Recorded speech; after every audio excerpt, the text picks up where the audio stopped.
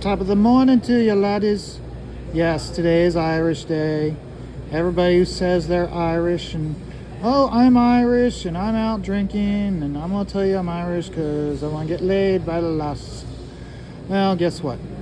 I actually am Irish. My family came from North Londonderry, my ancestors, I should say.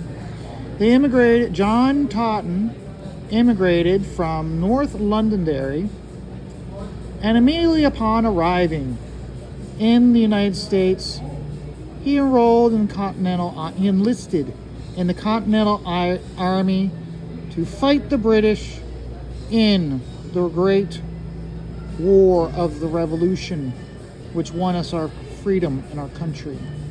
So when you have someone saying, "Oh, I'm Irish," it's one of those words like, I don't need to prove I'm Irish. But if I were, I have the proof to say I'm a true Irishman. So, of course, today is the day that, by the end of the day, you, like everyone else, will be tired of the Dropkick Murphys.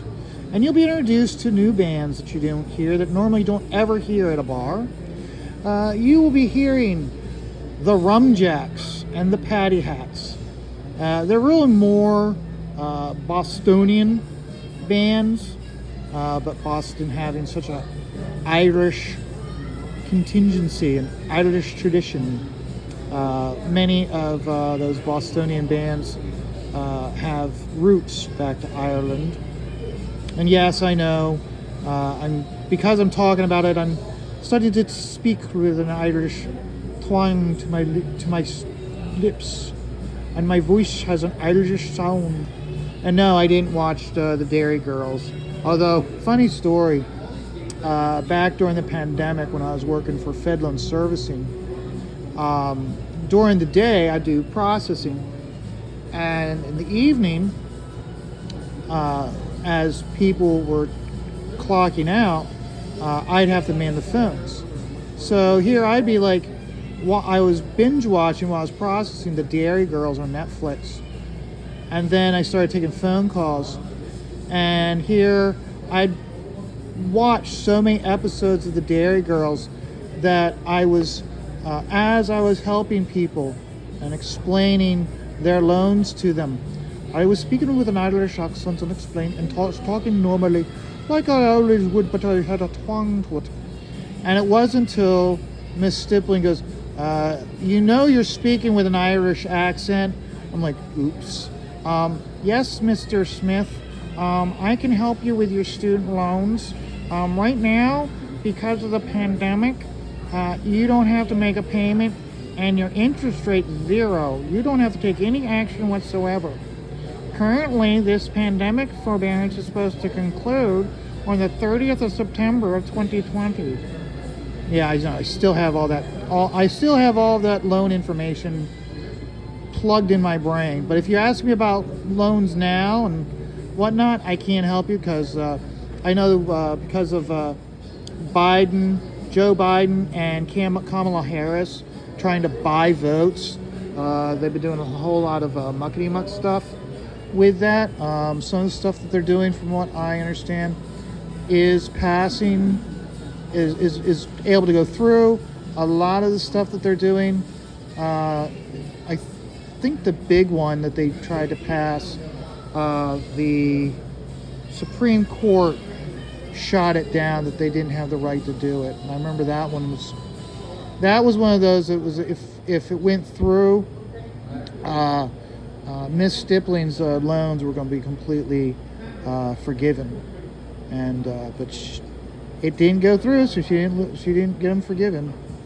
So, but that's nor here nor there. So, just to let you guys know, if you take notice, how I'm inking. I'm not inking like this. I'm inking like this. The reason why I'm inking like this is this nib is shot. So when I try to ink like this, okay, it doesn't leave a dot. But when I go like this, it's the reservoir is letting the ink through, and so I get a very fine dot, and that's the reason why I'm putting them in, because I want these folds to have a very fine, I want the folds to be very fine. See how I did this one? Okay, that's how I want the folds and the creases in his fabric to be. So that's the reason why I'm using this type of a nib today. So, but yeah, like I said, today you're going to see a lot of people celebrate being Irish, even though they're not Irish. A lot of people drinking Guinness when normally they wouldn't. A lot of people having Irish car bombs or Dr. Peppers. So it's just a good day to enjoy, have fun. It's slow right now. There's not a lot of people in here. I would say maybe about like 8 to 10 people, which is, and they're the people that are here are like kind of like the normal people, the regulars, the daytime regulars. I would suspect that later in the day, probably around like 3:34, that's when a lot of the non-drinkers will come out and start drinking. The people and the bar will fill up with a lot of people I don't normally ever see, which means you're gonna have a lot of people coming over going, "Oh, what are you doing?" And, "Oh, are you Irish?" I'm like, "Yes, I am Irish. I'm not dressed up for St. Paddy's Day because I'm always Irish. I don't need to." So, something I want to touch on real quick. Okay. Okay. So Graham did a cover for Eric July's newest book, Yashara, I think it is, and apparently,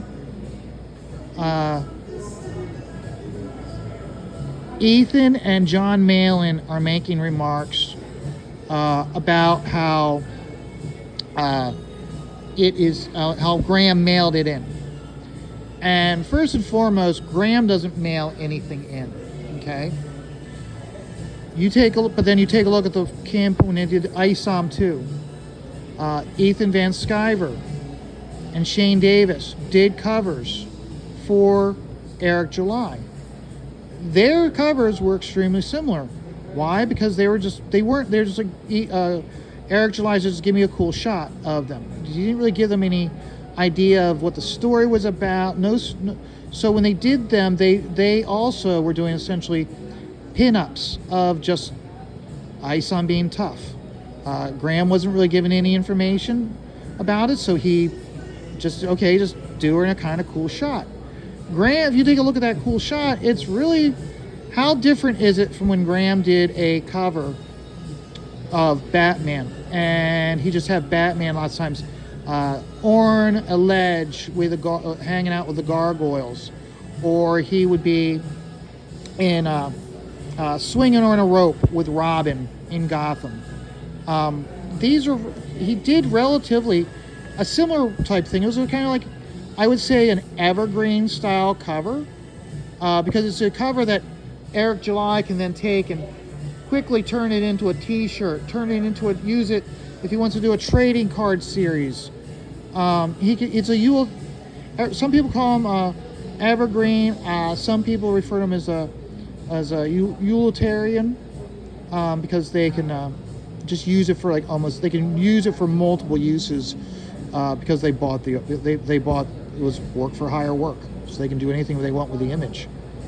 But like I said, I mean, and the thing is, especially what annoyed me was how, the way, how apparently, like Malin was saying, is that how he mailed it in. It's like, wait a second, Graham wasn't really given any information, just as Malin, when he did his first art contest for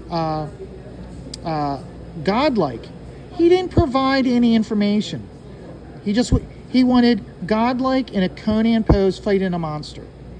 And if you take a look at if you go back in time and you look at all of the different submissions of Godlike that he got, they were all the same, of basically the Godlike character in his red and blue armor, in a Conan pose, swinging his sword around, and most of the time they all had him decapitating a sea serpent.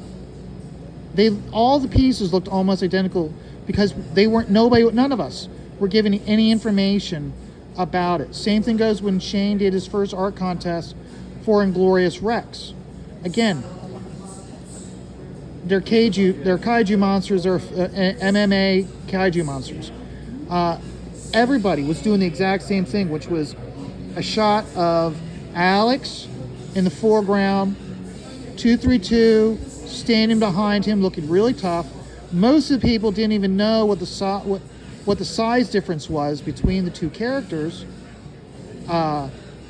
So we didn't, like he kept saying they plug in. Well, at the time, none of us knew they actually rode the monster. We thought maybe it's kind of like the Hugh Jackman Real Metal or Real Tough, where he was Rock'em Sock'em Robots, where he was like the robot mimicked him while he stood outside the ring.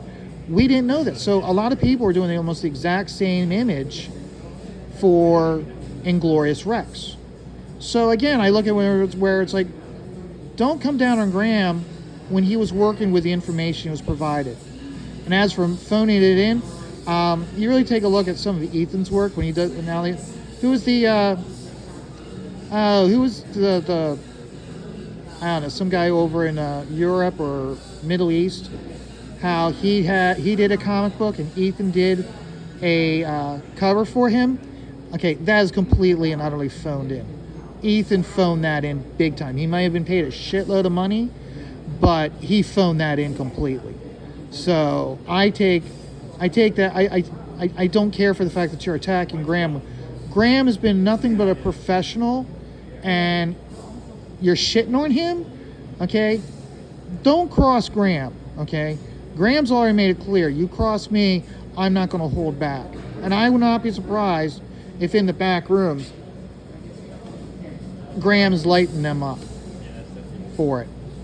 And we all know how Graham will be a professional. He's talked about it himself, how like he was at DC in the offices, and here, I think it was like the editor or somebody here, he spotted on the desk something like, whether it be paychecks or pay vouchers or something, where Graham was able to see how much more the other artists were making.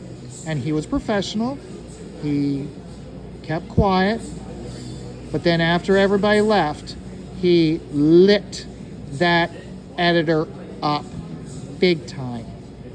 And month and a half later, Graham got a raise. So don't cross him. Okay? Like I said, professionally, he'll be nice and quiet and polite, and he'll allow the criticisms to slide, but I would not be surprised if in the back room he's lighting them up, and I hope he does, because I'm really getting sick of these. I'm getting really tired of these former comic book professionals that should be maintaining being comic book creators, but now they're YouTubers, and I don't really care about supporting YouTubers. I'm here to support comic book artists who are creating, they're using YouTube to promote their comic, to sell it. So, but I heard about it, I got some more information about it, and I was really annoyed by it. And it's like, no, you don't say that about Graham. And I don't care what you say. I'm a huge fan of Graham. Graham's the reason why I started following crowdfunders. Graham's the reason why I spend my money on this. And again, this shitting on other creators, it comes back to like, okay, so if you're shitting on these other creators who have a fan base, how the hell are you going to convince them to back your book when it's time? So, because, I mean, I'm sorry, you can only back to the same amount of people so many times before they'll stop backing you. And they're like, wait a second, I'm just here for the YouTube content. I don't give a shit about this comic. Whereas Graham and a lot of other creators, they're here to sell their comic. And speaking of Graham and selling his comic, he's at $90,000 with his Return to Monster Island campaign. He has coasters available. I backed it. I was so happy when I saw that, because I had actually, when I saw him last summer, I had talked to him like how he was doing, where buy Graham a cigar, buy Graham a beer, buy Graham a whiskey. I'm like, why don't you have, as an add-on, why don't you have coasters available? That's right in with how you're doing your campaigns. So the fact that he's having that, it's one of those like, wow, he took what my suggestion in consideration, and he's now doing that. And I'm so happy. I'm so happy for him. I want nothing but him to have all the success. And that's the reason why, instead of holding on to that idea and using it for my campaign, I wanted him to have it so he could utilize it and he could have success with it. So please, I'll have Graham's campaign in the link. Make certain you go over there and you back his campaign. Return to Monster Island. And you will not regret it. I love Monster Island.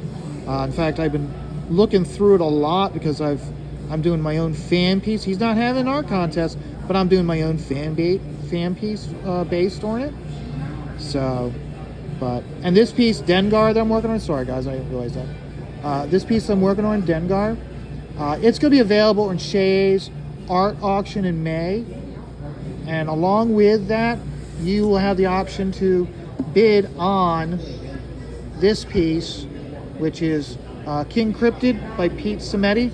It's also going to be available at the art contest. He's got a campaign going on right now. I would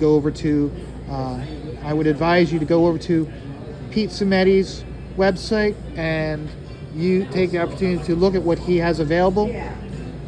He's been doing independent comics before even the crowdfunding scene. I would definitely check that out and check him out. He's one of those people you should definitely want to start listening to. He has a lot of knowledge. Him and Billy Tucci. The knowledge that they have when it comes to independent comics and printing and publishing even surpasses Ethan's what Ethan has going on. His advantage is his showmanship. But when it comes to these campaigns and being successful with them and managing them, Billy and Pete Cimetti are the ones you want to be listening to. So, guys, I'm going to keep working on this. In fact, when I get done, I'll not be working on this piece. I'll be working on my Monster Island piece. So, until then, guys, remember, life is stressful. Just take life one dot at a time.